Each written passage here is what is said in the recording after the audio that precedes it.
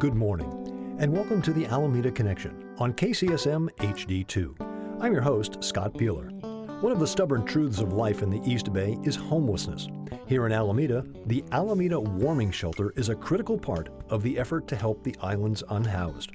My guests today are Alisa Rasera and John Brennan, co-chairs of the Social Justice Ministry at Christ Episcopal Church, the home of the Alameda Warming Shelter. In the interest of full disclosure, since 2022, I have been a member of Christ Episcopal Church and am currently serving in my second year as a member of their governing vestry board. I have also volunteered for the shower program that John, Alisa, and I discuss in this episode. You'll learn about what's being done to help Alameda's unhoused and ways that you can get involved and help to make a difference. That's John Brennan and Alisa Rasera this morning on the Alameda Connection on KCSM HD2. Well, good morning, folks, and welcome to the Alameda Connection. Good morning, Scott. Thanks, Scott. Let's start very, very simply. How would you define social justice? I would define social justice as taking an active role in creating equity, fairness, and justice for all people, regardless of their circumstances.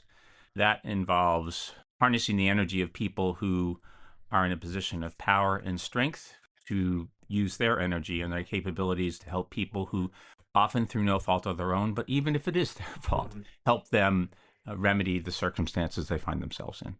What exactly are your roles? Do you have titles defined for the audience? While we rotate the quote-unquote leaders, we're also involved with all the pieces of the puzzle. Let's talk about some of those programs. Since people are familiar with the warming shelter, that tends to get the most press, as it were. But you've also got the shower program, there's a laundry program, the Thanksgiving dinner. We're going to get into all of those. Let's talk about the shelter history. The shelter started in 2018 as a partnership with the city of Alameda.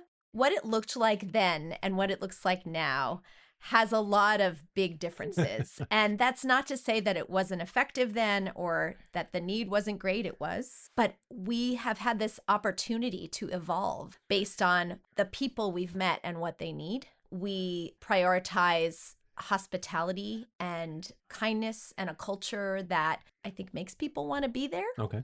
Yeah, so we started out only providing shelter on nights when the weather was inclement, either due to temperature or precipitation. Mm-hmm. Whose idea was it originally to start the shelter? Our pastor, Stephen McHale, he approached a number of us to ask if we thought this was doable because it meant taking over our parish hall during the winter for those evenings when the shelter was open. And the big evolution occurred 3 years ago during the winter that was so extreme. It just kept on raining and raining and raining. And we both kind of woke up. It was pouring. And, our practice was to send folks out at 7 a.m. into the weather. And we kind of texted each other and said, we're not doing this. No.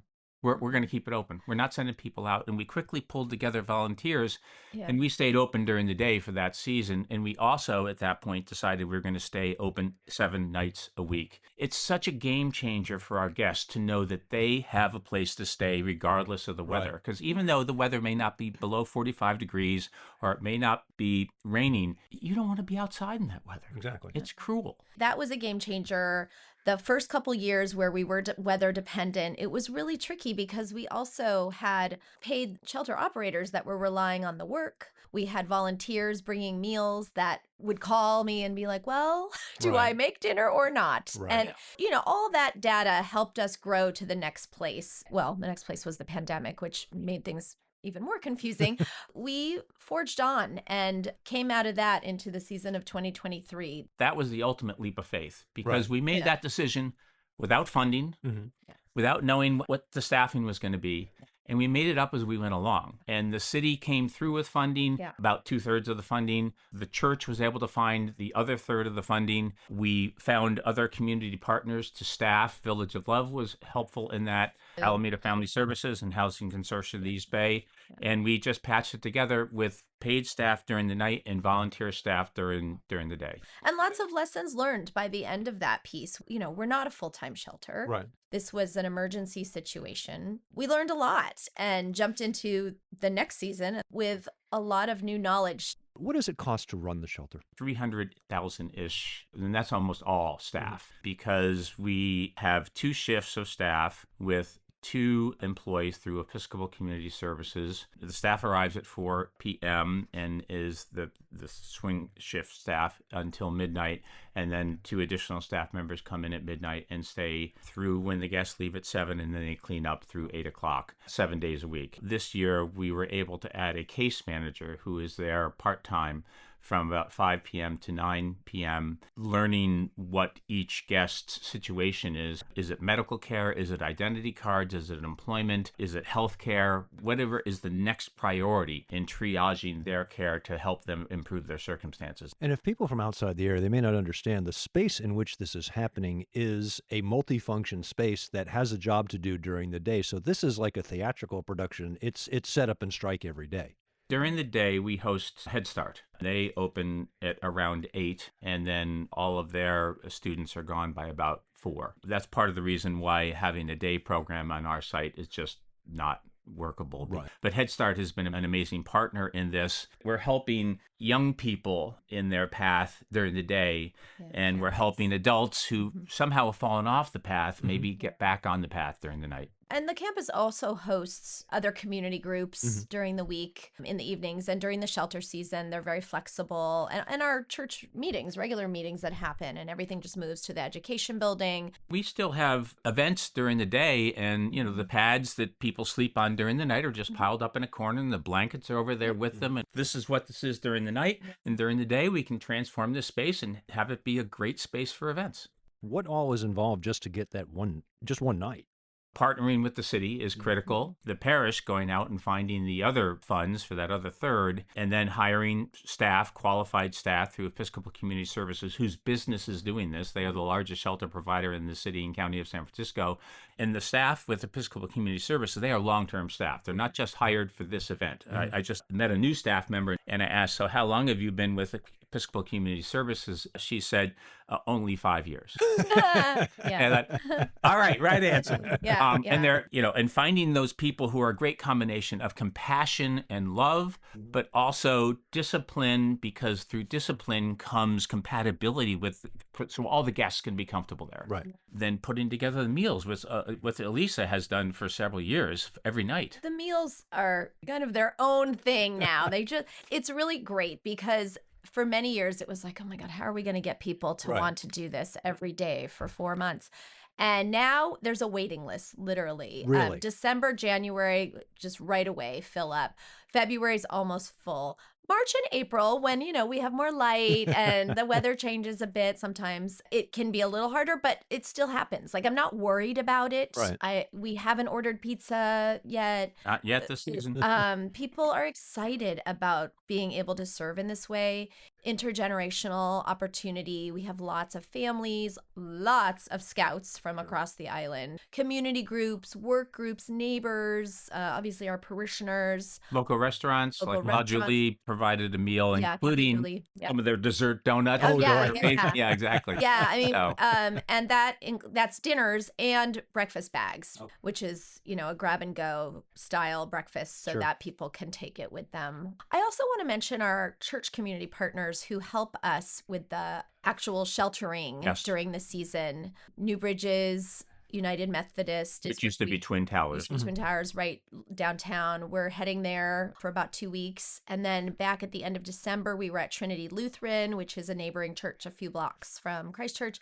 And both are incredibly hospitable communities and understand what the job is. Why the move? There's a few reasons. One, we really want this to be a community shelter, something the community does. And the broader the support in the community, the more successful the shelter will be. The second is this is a model that Episcopal Community Services has used in the city and county of San Francisco for their low barrier emergency shelter during the winter for years and years and years.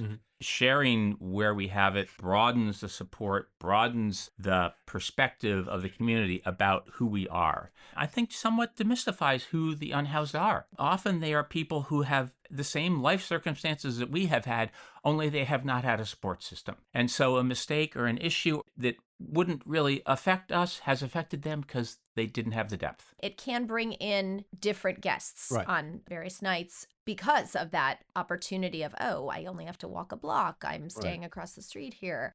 Is there a typical shelter guest? No. We have folks who life circumstances. I'm thinking of one guest who worked for the city of Alameda and then whose husband was involved in a motorcycle accident, did not have disability insurance, and she had to become her husband's full-time caregiver. And then her husband died. She had to have back surgery. They depleted all their savings, and now she's in the shelter, living in her car when the shelter is not open. We have people who do have substance abuse issues, either alcohol or other, and we welcome in the shelter so long as they aren't disruptive to other guests. Obviously, no use is allowed in the shelter, but so long as they are fine, that's what it means to be a low-barrier shelter. We have folks who have untreated behavioral health issues, and they are there for that reason. Could be out in society if they were able to find behavioral health care. So those are probably the three broad categories of reasons why people find themselves in the shelter. We have had people that have migrated from other places as well through natural disaster, just other life circumstances that have landed in Alameda. It's always interesting to hear their stories. Are we the end point? Are we just part of their narrative? Right. We've looked at it as these opportunities to have these really wonderful conversations. What surprises you if you've had a story that the average person on the street would say, wow, I wouldn't have expected that? I'm thinking of our piano player. So we had a gentleman come in who was sight impaired, older, retired, had somehow lost his pension and his Social Security, found himself homeless because he had to move, got evicted, not through any fault of his own, and came to the shelter, and he needed glasses, and he needed his identity restored, and he needed his pension and his Social Security restored. He was an accomplished piano player. And so he began playing at the church to kind of as gratitude for the care we gave. And we were able to restore his Social Security, restore his pension, get him glasses. And he eventually ended up at Dignity Village for a few months and then got permanent housing because he then had his economic support system restored in a senior housing complex in Hayward. We've seen folks that have come through, stayed for a bit, that were able to establish employment again through not having to be so stressed about living without shelter. So they had time to gather their paperwork, new clothing, get organized really in a space that allowed that, where it wasn't so stressful, and then go and get a job and move to their next place. The vast majority of Americans are 3 missed paychecks away from the street. It's sort of what you're seeing. And many of us, even though we're 3 paychecks away, if that happened, we likely have some other avenue to make sure that we don't end up homeless. Friends, family, other resources that we can draw upon. The folks who ran a shelter either expended all that or didn't have it to begin with. A few months ago, John, you had led a study of a book, 2023 book by Adler and Burns called When We Walk By.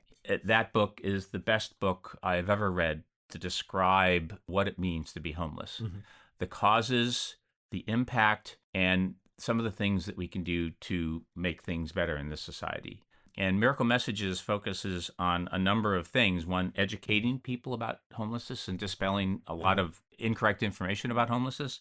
Also, reuniting homeless people with their families if that's what they want. And often people get disconnected, and reuniting them with families can be a game changer, including bus or transportation fare to be reunited with family if it's in a different part of the country.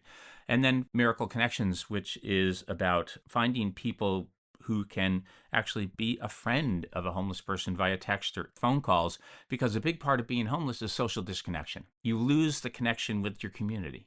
This feels like a good place to also insert how some former guests have become a part of our community, our church community. I remember having conversations with them about, I'm going to give back when I can. I'm going to be there. I'm going to help with this. I'm going to do this. And they're present now in that way. And it feels full circle. Even though the shelter is hosted by churches, we make very clear this is not a religious shelter. That's right. What do you think the biggest misconception people have about those experiencing homelessness?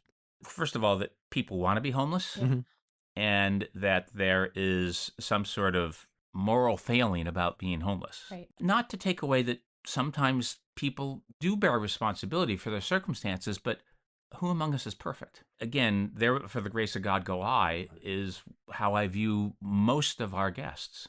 not everybody wants help. Right. And sometimes that's hard to accept because, we tend to be a fix-it society Sure. with some things. John and I have spent a lot of time, and others from our church community, doing outreach, going to find, make sure people know that we have this, we can offer them this, we can help. And that there's invitation there to come and maybe find a new path. But not everybody wants that. They might want a little bit of it, but not all of it. How many people are you seeing on a night? So our capacity is 25. So we've been running, actually, for the past few nights at 27. What is the mix between people you see most of the time and new folks? That varies year to year. We do have a handful of folks that we have seen for the last many years.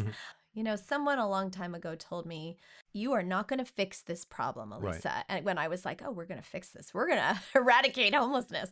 Nope.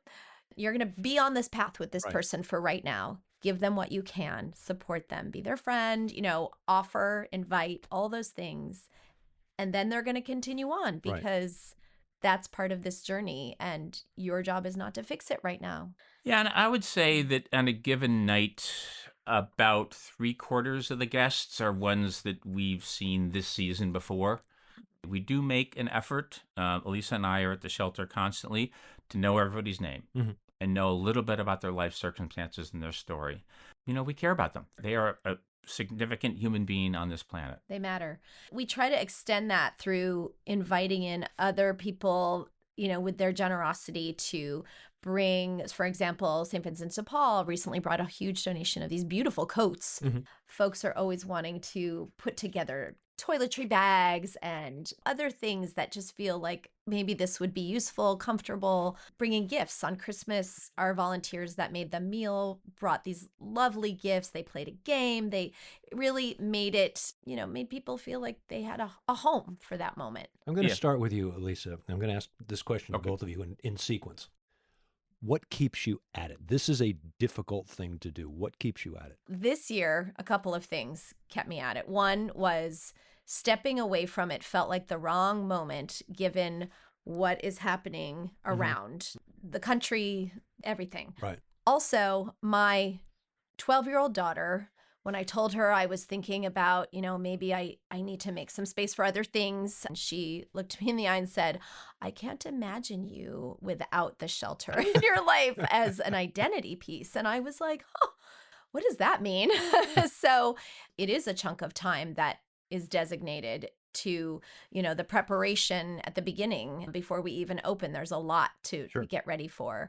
It's a calling that happened back in 2018, and I have not been able to step away. And I think part of it is because I see the change that happens, the evolution of how someone's life might take a new turn in a direction that has positive results. How about you, John? There are several reasons. First, I grew up with just about every advantage that a kid could have. How can I not take that life experience that I've had and use those advantages for the care and assistance of people who did not have those circumstances, or maybe had those circumstances and life dealt them a bad hand. Right. And so it feels like this is just absolutely the right thing to do, pay it forward from the life I've had. The other is this also feels like the right way to apply the faith teachings that I grew up with. Jesus's call to help our neighbor. Again, we don't proselytize at all at the shelter. My life would lack some form of integrity to not be involved in this. Moving away from the warming shelter for a bit, the shower program, which I think a lot of people are unaware of, but unlike the shelter, which is seasonal, the shower program is year-round, Sunday afternoons. When did that start? It started before COVID. I think it was 2019, and we just added a third shower. We're open Sundays from 1:30 to 4:30. And we have, again, a number of community volunteers who provide lunches. We have a woman who comes in and provides clothing when people are there to get a shower. And we just added laundry services. We installed 3 laundry machines. So people who come in, we can loan them scrubs to be in while their clothes are being laundered and while they're getting a shower and while they're getting lunch.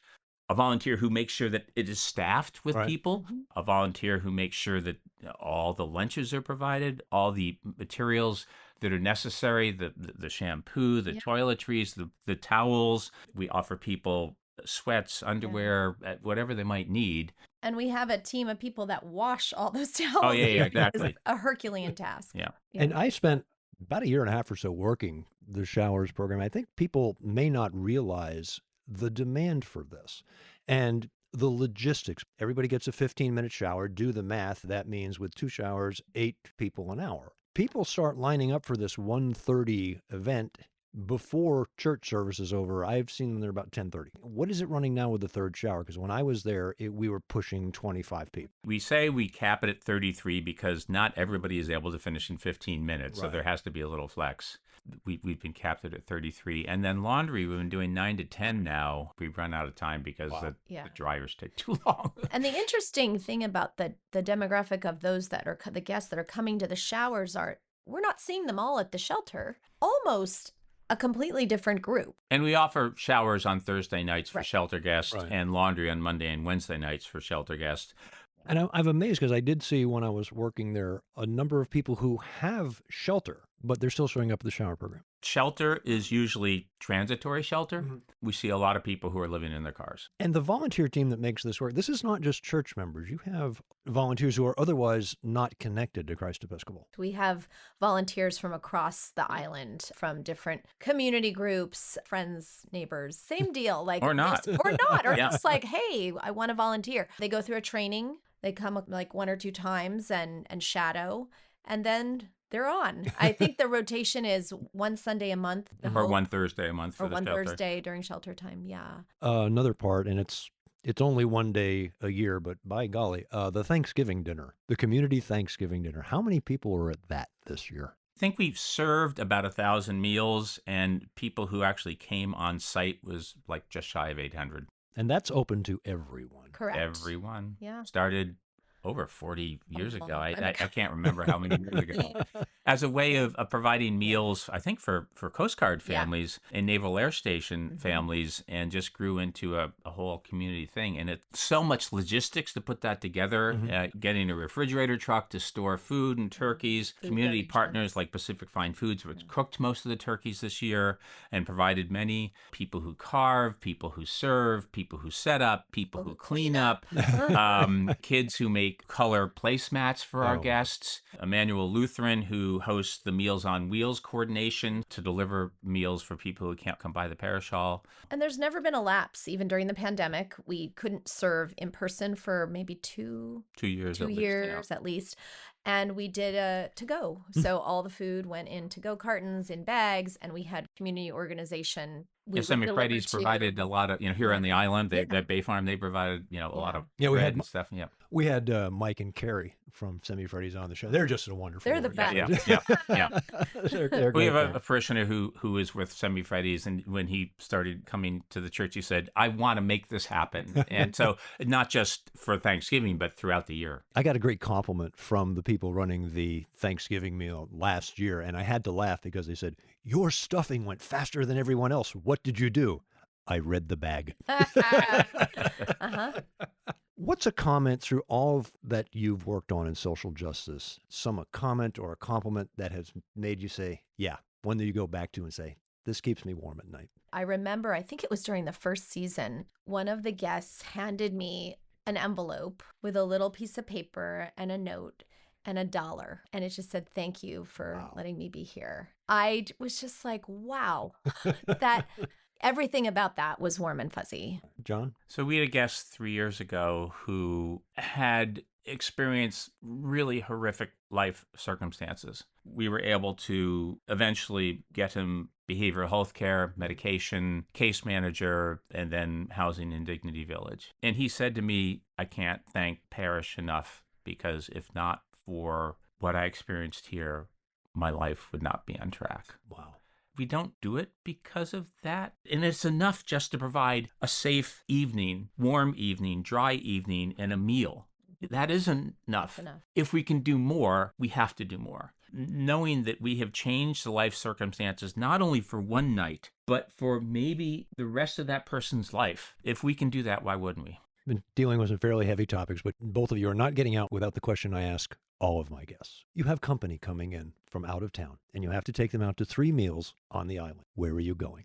The top of the list for me is Asena. They have been a great community partner to the parish and to the island. Mustafa and Muhyiddin, and I think I mispronounced his name, but anyhow, are just spectacular human beings. And you can tell because not only is the food good and prepared with care, they keep staff. And Right. that's unusual in a restaurant. That is. And during COVID, they turned their staff into delivery people because they weren't serving meals on site. So the food is good, community. So top of the list is Asena. Okay. And I'll think about other two. All right. Well, it's pretty easy for me because I'm vegan Okay. and there are not a lot of options. Sorry, Alameda. Gotta get it together. But my number one is Burma Superstar. Mm-hmm. And same thing, like lots of regular faces I see there, very vegan friendly. And they changed the name. It's not Alameda Taqueria anymore. Mi Burrito Taqueria. Oh, yes. Yeah. Lovely family owned place. And they know my name. Second, longtime customers of New York Pizza. Okay. Very on good. Park. They also have stepped forward and said, if you ever need pizzas one night, call us and we're there Right. for you. Not only is the pizza delicious, but they're just really nice people to work Right. with. So I've never actually eaten there. It's always been takeout. Brought to but- you, right. but yeah, so My third one, Okay. I do have one more, a very important one. Share Pizza Kitchen. Oh, they're delightful. My dear friends started their business during the pandemic out of a truck. I think I was their first customer. And they make me not just me, but other vegans, a dairy-free, meat-free pie. I actually did some delivering for them at the very beginning too. And now they have a brick and mortar on the West End Right. and they're fabulous. And every season we've had at the shelter, they have been super generous and donated many pizzas. Got a Half third, baked. John? Traboco. Okay. Because they're also great community partners. Yeah. It's a delicious meal. It's a lovely environment. And they have supported Friends of the Parks, and they always support our golf tournament. How can people best help? Sign up to provide a meal. We do have a wish list through this lovely company in San Leandro called Blaisdells, and you can get that information on the Christchurch website. We can always use more shower volunteers. That's Okay. the biggest place, in addition to meals, where we need more shower volunteers. I have to say that providing a check now and again is a good way to support because it's actually much more efficient and easier for us to be able to buy things rather than have physical goods Sure. donated. Quite frankly, advocate for more resources. Yeah. Go to city council meetings. Yeah. Go to commission meetings. And another way to be an advocate is when you come across someone unhoused and they ask you for something, and you may feel uncomfortable, you may not know how to respond, you may ignore them.